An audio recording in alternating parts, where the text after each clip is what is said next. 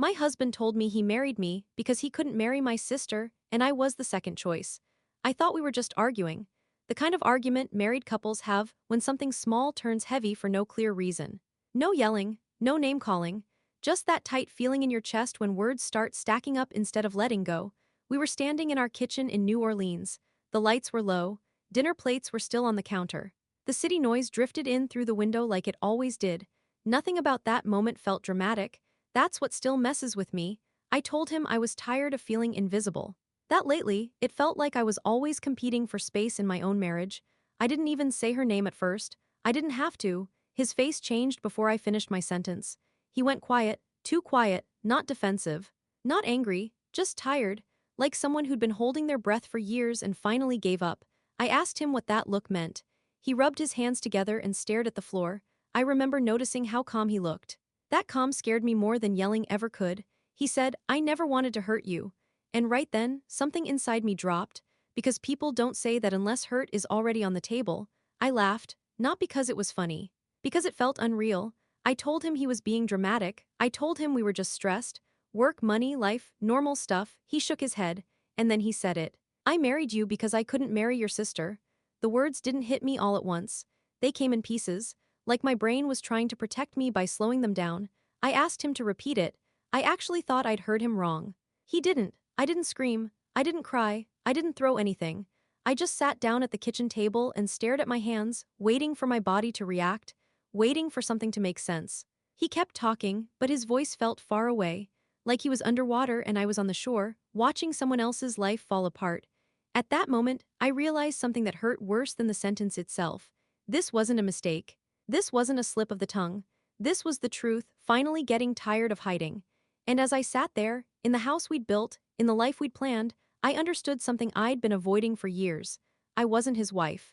I was the closest thing he could get to the woman he really wanted. From the outside, our life looked solid. The kind of life people quietly envy. We lived in New Orleans. We both worked hard. We talked about our careers like they mattered, because they did. We were clear with each other from the beginning, we didn't want kids. Not now, maybe not ever. We wanted freedom, growth, space to become more than just parents and partners. We had routines that felt safe, morning coffee, long workdays, evenings on the couch talking about everything and nothing. We saved money for trips. We planned vacations instead of baby showers. We talked about promotions, not diapers. We paid our mortgage on time. We split responsibilities. We supported each other's goals. When people looked at us, they saw a modern couple who knew what they were doing. And for a long time, I believed that's exactly what we were.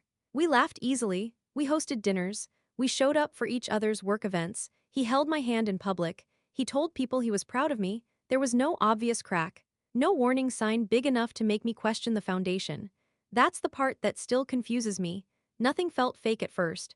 If someone had told me back then that my marriage was built on someone else's face, someone else's presence, I would have laughed. I trusted him, I trusted us, I trusted the quiet moments, the shared plans, the way he talked about our future like it was real. We weren't struggling, we weren't drifting, we weren't unhappy in the ways people expect. Which is why it took me so long to see that something could look whole and still be hollow inside. Sometimes the most dangerous lies don't look like lies at all. They look like stability, they look like comfort, they look like a life that makes sense until it doesn't. The first time I noticed something felt off, I brushed it away. My sister was visiting. Nothing unusual about that. She'd always been part of my life. She was older than me, confident, independent. She didn't believe in marriage. She said people weren't meant to stay tied to one person forever. I respected her choice. But whenever she came over, my husband changed. He stayed home more. Suddenly he had no late meetings, no work stress. He laughed louder, listened closer. His energy shifted in a way I couldn't explain but couldn't ignore either. When we went out together, he leaned toward her when she spoke. He remembered her stories better than mine, complimented her, her ideas, her confidence, the way she carried herself. At first, I told myself I was being sensitive. They had things in common, similar interests, similar humor. That happens, but then people started noticing. Friends would joke about their chemistry, servers would assume they were the couple. Someone once said, "You two really get each other," and he didn't correct them. He just smiled. I laughed it off. I always laughed it off. Then it started creeping into our plans. Trips we saved for suddenly included her. Weekend getaways turned into group discussions. If I hesitated, he said it wouldn't look right to enjoy ourselves while she stayed home alone. I didn't know how to argue with that without sounding selfish, so I stayed quiet. Soon, she was everywhere. Anniversaries, dinners, even Valentine's Day felt shared.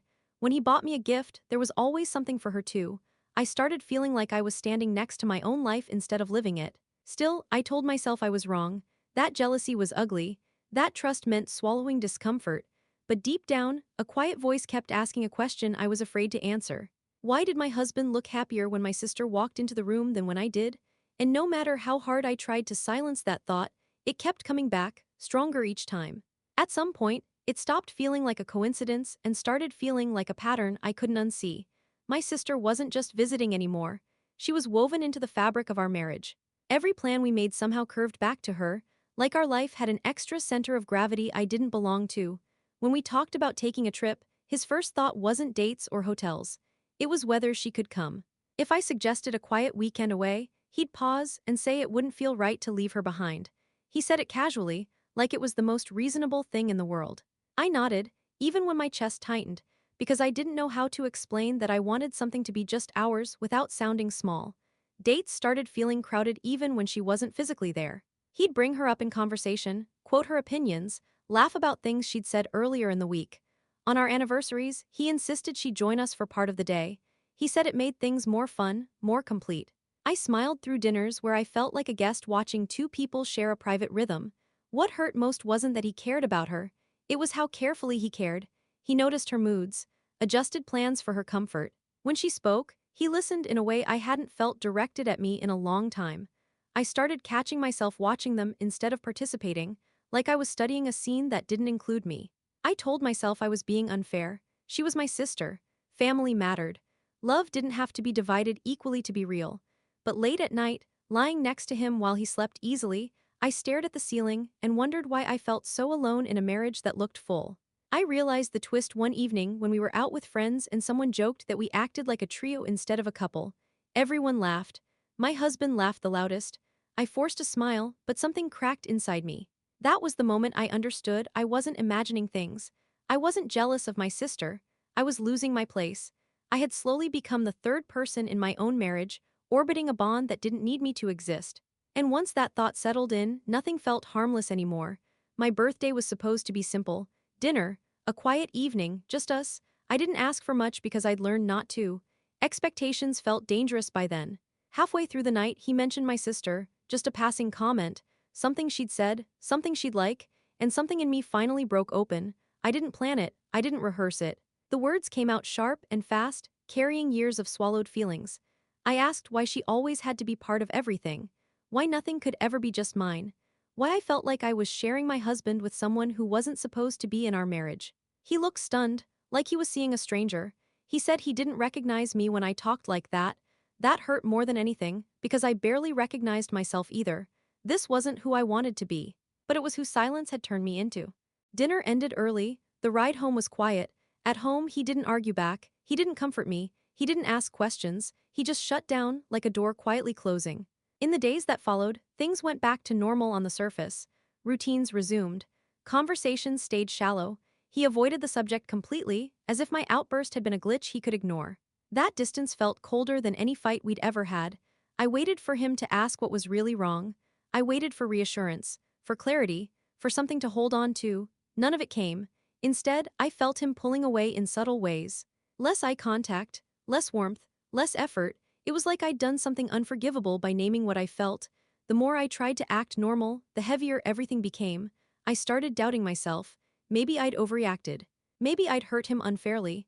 Maybe my silence had been easier for him than my honesty. That thought scared me more than anger ever could. What I didn't know then was that my reaction hadn't created distance. It had exposed it. And once exposed, he didn't know how to bridge it without facing truths he wasn't ready to say out loud. So instead of answers, I got space. Instead of reassurance, I got restraint. And instead of clarity, I got the sense that I'd crossed a line by speaking at all. The tone shifted after that, not dramatically, slowly, carefully, like blame being dressed up as concern. He started telling me I was being unfair to my sister, that she didn't deserve my coldness, that I was pushing away the only family I had. He said it calmly, like he was the reasonable one and I was losing perspective. Every time I tried to explain that something felt wrong, he redirected the conversation. He asked why I was so angry, why I was acting distant, why was I cutting her out of our lives. The questions piled up until I felt guilty for feelings I couldn't even explain properly. He reminded me she was my blood. He said one day I'd regret treating her this way. That if anything happened, I'd have no one to blame but myself. His words landed heavy, not because they were loud, but because they were precise. I didn't know how to respond. I didn't have proof. I didn't have language for what my instincts were screaming.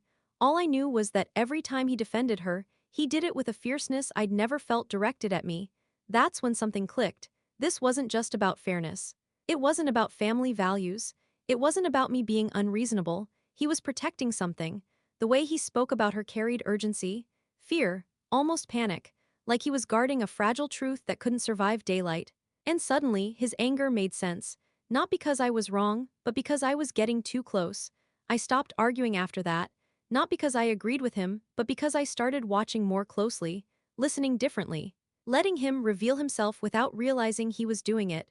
That was the turning point. The moment I stopped defending myself and started trusting what my body already knew.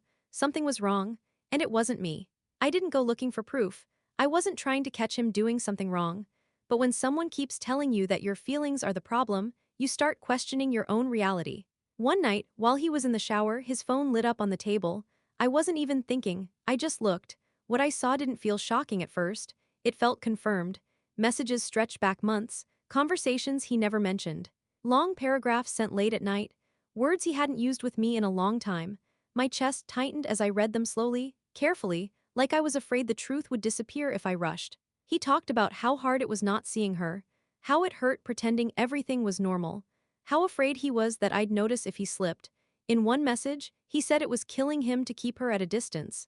In another, he said if I ever found out, his marriage would be over.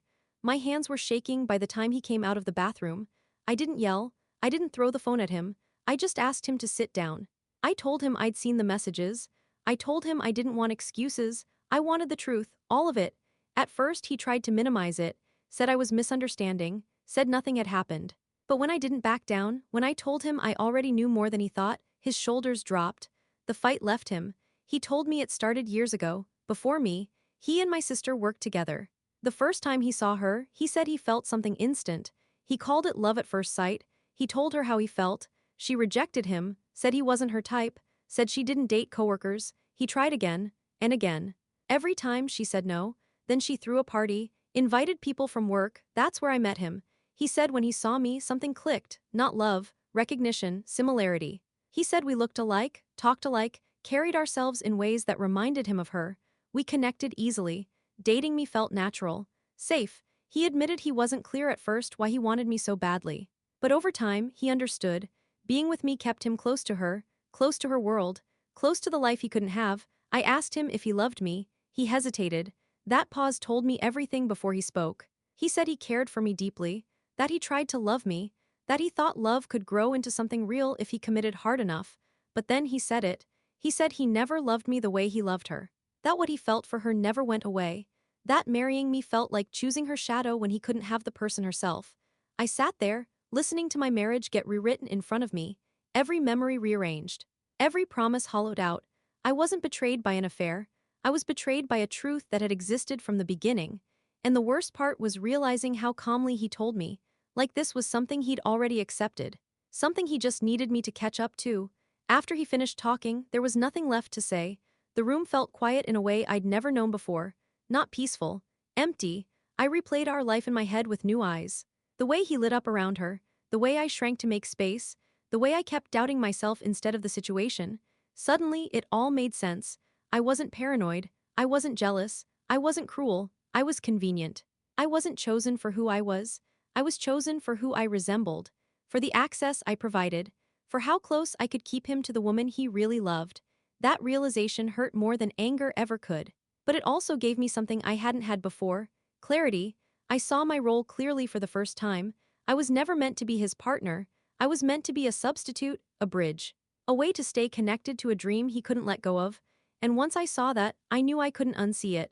Self-respect didn't look like fixing this. It didn't look like I understood him more.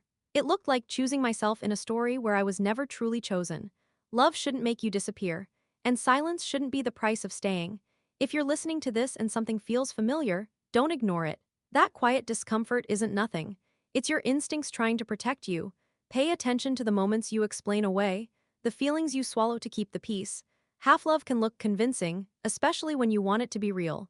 Listen to the voice inside you before it has to scream. And choose yourself before someone else decides who you're allowed to be. If you like the video, share it with the people you love and subscribe to the channel for more stories like this.